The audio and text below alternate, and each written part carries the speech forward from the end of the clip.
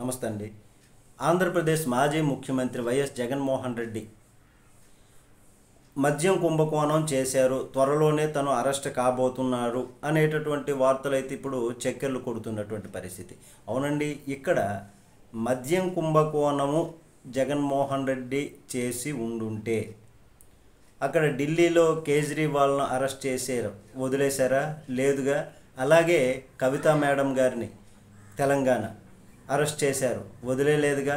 నిజంగానే వీళ్ళు మద్యం కుంభకోణంలో జగన్మోహన్ రెడ్డి ఉన్నాడు, ఆయన అరెస్ట్ చేస్తాము అని అంటే ముందుకు వచ్చి ఇప్పటికే ఎప్పుడో అరెస్ట్ చేసి ఉండేటటువంటి వాళ్ళు. కానీ ఎలా ఆధారాలు ఎక్కడుంది? ఏది ఒకే ఒకటి బేస్ చేసి చెప్తున్నటువంటి పరిస్థితి.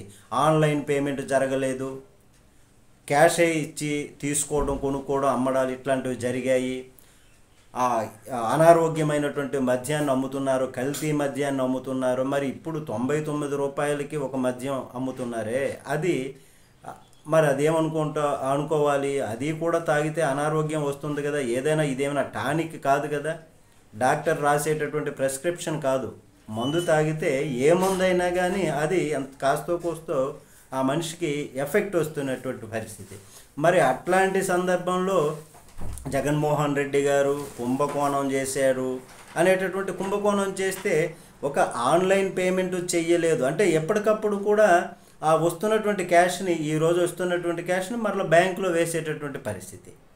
అక్కడ తేడా జరగలేదు అనేటటువంటి పరిస్థితి. మరి ఈ విధంగా చూసుకుంటే జగన్మోహన్ రెడ్డిని వీళ్ళు ఎక్కడ అరెస్ట్ చేయగలుగుతారు? ఒకవేళ అరెస్ట్ చేయకపోతే ఏమని అంటారు?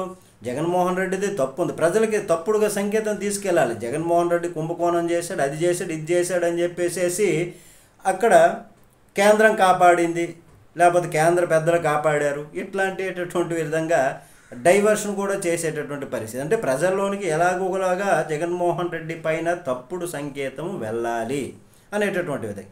ఇవన్నీ డైవర్షన్ పాలిటిక్స్ ఎందుకు? మీరు ఎన్నికల సమయంలో ఏం చెప్పారు?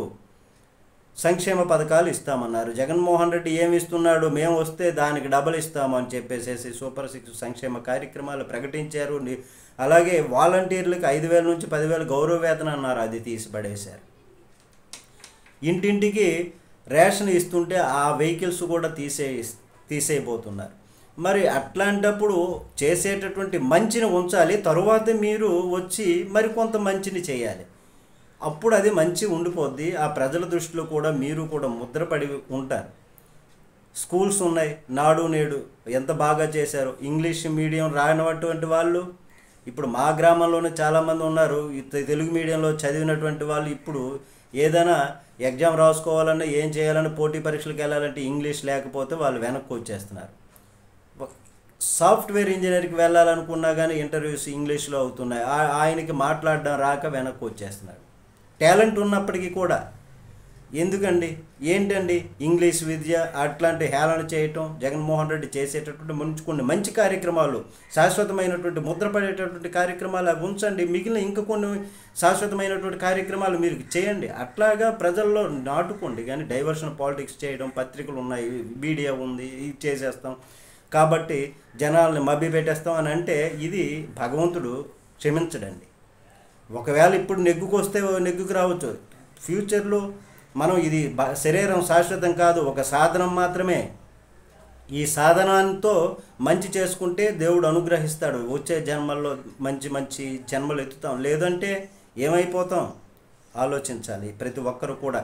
అలాగే మీడియా వాళ్ళు కూడా ఎందుకు వచ్చారండి జర్నలిజంలోనికి?